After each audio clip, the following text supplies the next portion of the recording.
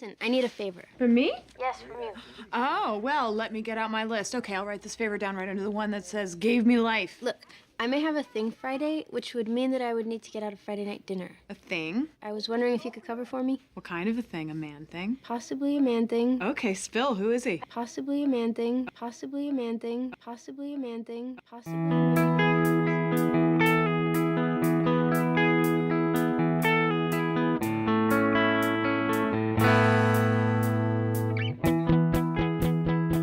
Hello and welcome to the WIP, the What If podcast that's a work in progress. I'm your host, the Slim James, and this is a special bonus episode because I'm riding solo today, and it's just some rantings, ramblings, and ravings about the Marvel TV universe, the MTVU, because one of the tenets of this whole thing is that really the TV shows that Marvel presents are pretty much disconnected from the movies they present. They say it's all interconnected, but it's like you reference Battle of New York, big giant green guy, Sokovia Accords. You just drop those in, and then everything else, it could pretty much take place on a different planet. But you know, the precipice of this whole thing. The Agents of S.H.I.E.L.D. Season 3 finale aired this week, and while most of the time I don't really feel compelled to speak my mind about Agents of S.H.I.E.L.D. or anything, the hoopla around who was going to die got me all worked up for the finale and all of the possibilities.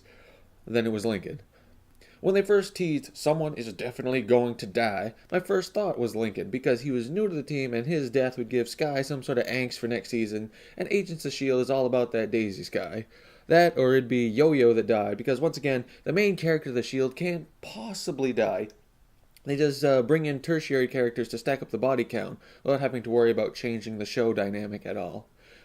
I mean, I actually really liked this season of S.H.I.E.L.D. It had some different things going on, from the Blue Planet, the final fall of Hydra, and the whole Hive arc. Like, I really sort of liked all the little bits they did. And most of all, it seemed like they took the foot off of the gas pedal in terms of making S.H.I.E.L.D. so Skye-centric.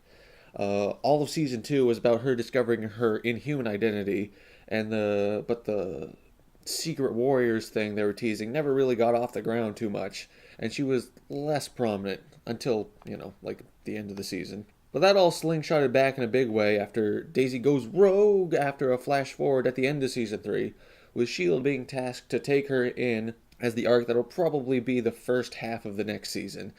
She'll be a rogue good guy doing good, but also causing some destruction in her wake. She'll probably find redemption and go good again, possibly as a leader of some sort of Secret Warriors team that runs, like, adjacent to S.H.I.E.L.D. All I know is that for certain is that her goth look is incredibly dumb, with the fake black wig and some purple eyeshadow, and that better have been a temporary disguise, lest I bust out laughing every time I watch it next season. Good lord, it was... I was just started to laugh when I saw that. But bringing it back around, I found the finale of Season 3 kind of frustrating, because for all the things I liked about Season 3, the finale underscored the two things I like least about Agents of. First part, no main good guy can die. I get that you like your cast and your characters, but it really undercuts any tension when all of the main characters are impervious to harm, and new quote-unquote agents might as well have a clock on their chest counting down to when they make a heroic sacrifice that make Coulson frown a bit. Of course Lincoln was going to die. He was new. I'm really hoping next season they ramp it up with a shocking death, possibly early in the season, just when out of the blue so you don't expect it coming. Like, Agent May. I love her, but since that whole Lash thing wrapped up well before the end of Season 3, she hadn't had a lot going on. So even if her cool, calm demeanor is one of the best things about S.H.I.E.L.D., losing her, you wouldn't necessarily change the show so much, but she means enough to it that it would actually send a believable shockwave through the series, rather than the fake emotions elicited by the death of a Lincoln or some tertiary character we've met for like 6 episodes and then, they're dead, so that, Coulson can be sad a bit. Because Marvel's Most Wanted wasn't picked up for a series, thus becoming Marvel's Least Wanted, you can bring back Mockingbird and Hunter, and maybe have one of them die. They were established enough so that it would actually mean something when they die. But I'm just sick and tired of them introducing new good guys, and then Agent something or other, and so they can be killed, 3/4 of a season later or something. Speaking of things not picked up, Agent Carter was finally canceled. Can't say that I'm surprised because season 2 wasn't really as good as season 1, and the character was fringe at best. I personally liked the character of Agent Carter herself more than anything on S.H.I.E.L.D., but it's sort of, you could see where it was going. Maybe one day we'll get a 2-hour special / finale where it's revealed that because of the events of season 2, the SSR is going to shit, so Howard Stark has to step in and form S.H.I.E.L.D. from the pieces, and we can all live happily ever after and bring some closure to the whole thing. But, a man can dream. But getting back to S.H.I.E.L.D. and how no main good guys can die, I can't overlook the fact that they actually killed off Ward for good this time.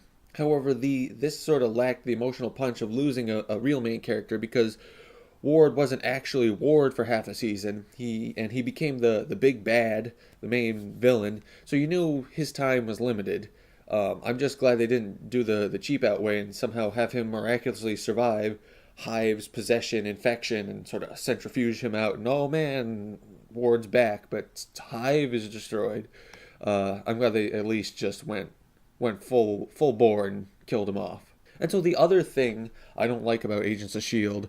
that was underscored by the Season 3 finale is the Daisy saga. So after dialing back Daisy of the season, it looks like we'll get more than ever as she becomes a whiny rogue hero eluding S.H.I.E.L.D.'s grasp next season.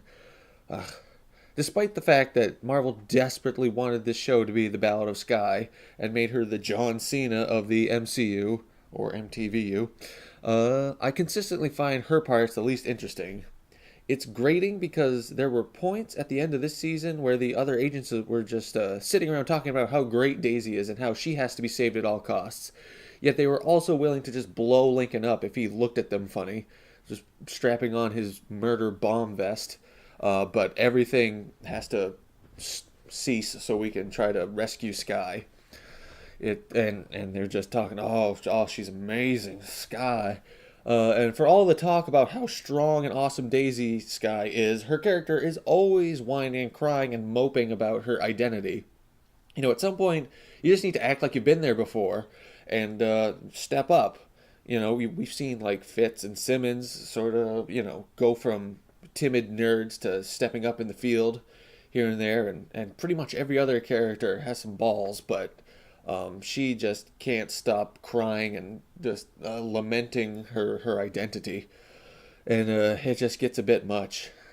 No doubt next season will be more of the same, with her riddled with anguish over Lincoln's death and the whole Inhuman thing, and rather than actually have any conviction in her actions or speech, she'll just be like, you don't understand, as Coulson and the Shields try to bring her in. Plus, Chloe Bennett's not that good in my opinion. It's not great. But yeah, a couple other little nitpicks.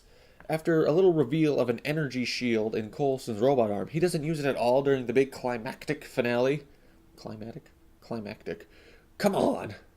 And Hive revealed his true Gargonian form with tentacle hair to Coulson, but then when he was confronted with his own actual legit death after millennia of existence, he still remained in his Grant Ward face. I get we need to say goodbye to the actor Brent Dalton, but it was still a weird little bit that he revealed his quote-unquote true form, but then just chose to keep a fake form in his last moments, One of those things. So after all, my final review of season 3 was that it was good, and but the finale was a little frustratingly more of the same. S.H.I.E.L.D. become this fun little action sci-fi show, but the main characters are just too Teflon for my taste. Like, you're never gonna get a shocking death, it seems, and that is exacerbated by the fact that apparently it missed me because I guess I was too busy thinking about how Skye sucks. But in the season 3 finale, life model decoys were referenced with that Daniel Radcliffe doctor fella referencing Coulson's fake hand and stuff. I didn't hear it, but either way, now if the LMDs are employed or in place, now death will mean even less in the Agents of S.H.I.E.L.D., possibly Marvel Cinematic Universe, because they'll just come back as robots, or maybe they were robots the whole time, etc. So this means, we got Ward back, but he's a robot now, or Fitz dies and Gemma's sad, but then he's a robot now, or something. And commensurate with all that reference was a Squadron Supreme reference. Yes, the alternate DC Justice League pastiche universe. But the reference was just AIDA, AIDA, which was the artificial intelligence system invented by Tom Thumb. So it's more of just another Jarvis type thing that they can reference by a name that's sort of an existing concept rather than having to create something from scratch. You can fit a little comic book reference in there. So it's not really a real Squadron Supreme drop. Talk to me when Hyperion shows up. Or maybe they do a Nighthawk Netflix series so that it would show what it would be like if Marvel did Batman. Fucking dope. And speaking of Netflix, in this MTVU talk, apparently now there's strong rumors swirling about for a Blade, Ghost Rider, and Moon Knight Netflix series. Stuff I've joked about or maybe thought about for a few years because, the Ghost Rider rights lapsed, so Marvel lapsed, so Marvel snapped him back up, and same thing with Blade, that you could get this sort of supernatural version of the Defenders, and it makes sense with Doctor Strange sort of breaking that magic barrier in the MCU, so you can get some supernatural-based heroes.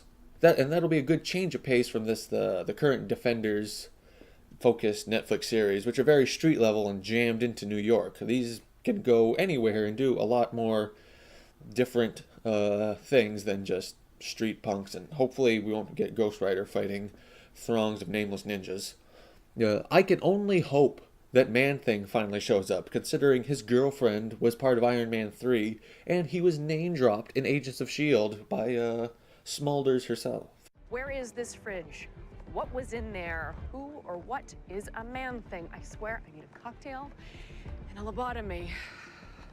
Man-Thing, Man-Thing, Man-Thing, Man-Thing, Man-Thing, Man-Thing.